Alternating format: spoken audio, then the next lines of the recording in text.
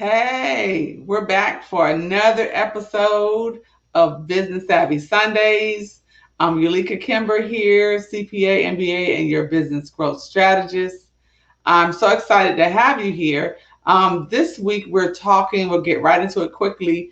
We're getting into a continuation of last week's episode where we talked about how to put money, how to record my money that I put into my business. But this week we have a different spin on it because we're talking about loans. Last week we talked about owner contributions from the you as an individual into your business as equity, as an investment for in exchange for future dividends or future a percentage of dividends from future income and profit. So this week we're talking about loans, and we're talking about, in contrast, where you contribute, where you put money into your business, but it is at the time of the transaction you're calling it a loan and you're treating it as such. So there are a couple of things that need to take place before that happens. Number one, I know you get tired of me saying it, but you need a separate business bank account because you can't loan yourself money and you call it a true loan and it's in the same account because you're just kind of shuffling it around. It's impossible to do. It's very messy, and I don't think the IRS nor any financial institution will go for it. You need a separate business bank account with a clear transaction that moves money, where you wrote a check from one account and deposited or made a transfer or something, but it's an actual transaction between two different accounts, one of which going to the actual business account that you'll be using for the operations of your business. So we beat that dead horse in many, many videos, and I'll even link that video below. So number two, it must be recorded as a loan at the time of the transaction. So you can't at the end of the year say, oh yeah, that part might have been a loan. No, when you make a decision to contribute the money, you want to make that decision at that time that you're making the transaction, that is it a loan or is it not? And that decision is supported with a signed agreement between you as the business owner, the individual, and the actual business entity. So it is an actual loan agreement with terms, with repayment terms, the date of the transaction, what the nature of it is, all that needs to be documented. Number three, scheduled payments must be made according to the agreement.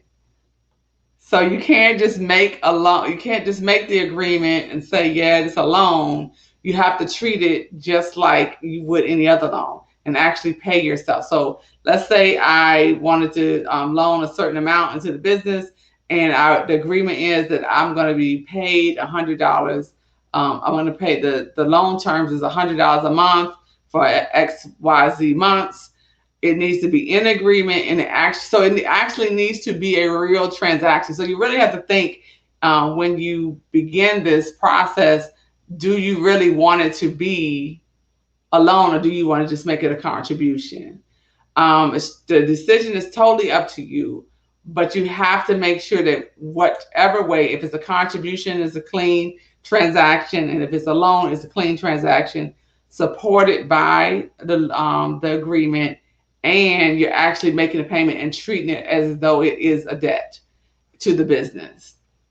And what I'll say along those lines too is that loan cannot be treated any differently than the other debt in your business. So you cannot say, oh, I'm going to pay myself back that loan, but I'm not paying anybody else. That's not going to fly. Also, vice versa. So you wouldn't pay those debts and then not pay yourself. So if it's an agreement, it needs to have actual payments that support the agreement. You're treating it as though another person has lent you some money. So I hope that helps in how to do that. So I hope we're coming up with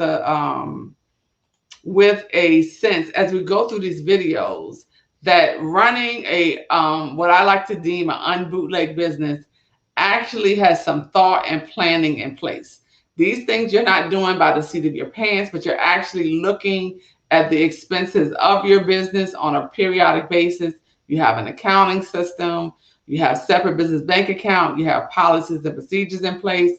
So if you do need a loan or a contribution, you know exactly how much that is. You aren't just pouring money into your business with holes in your pockets and it's just going for naught.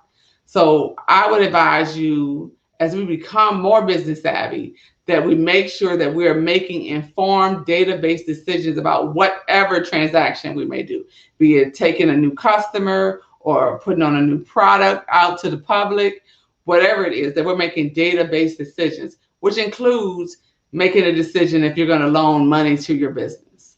So again, this is another episode of Business Savvy Sundays. I'm so excited again that as we go through these weeks, that we are getting stronger and stronger as business owners. So I hope that you're realizing that too, that your small business is no different than the Fortune 500 companies. There's only one way to do business. There's not 100 like, oh, I can make it a little messy because I'm a small business owner. No, this is the same thing that a major corporation has to do. If they want to do something with their owners and they want their partners or whatever the kind of organization is, and the partners are going to contribute money or the partners are going to make loans, it's an agreement. Everything is documented and clean, and it performs as though it is a business. And that messiness, when that's cleaned up, then you can focus on, so how are we going to make money? Oh, we need a business plan so we can have products and services that meet a specific need of our niche market, and we're actually making money to cover the expenses of our business. So that is the goal of Business Savvy Sundays. I'm so excited. And I do want to say, so the last 2 weeks episodes came from a viewer question. So if you have a business question, and no question is too small, too dumb, we will answer it for you. It lets me know some things I take for granted because this is what I see, this is what I do every day. But the viewer question let me know, oh, this is something that my people, my population, my family want to know.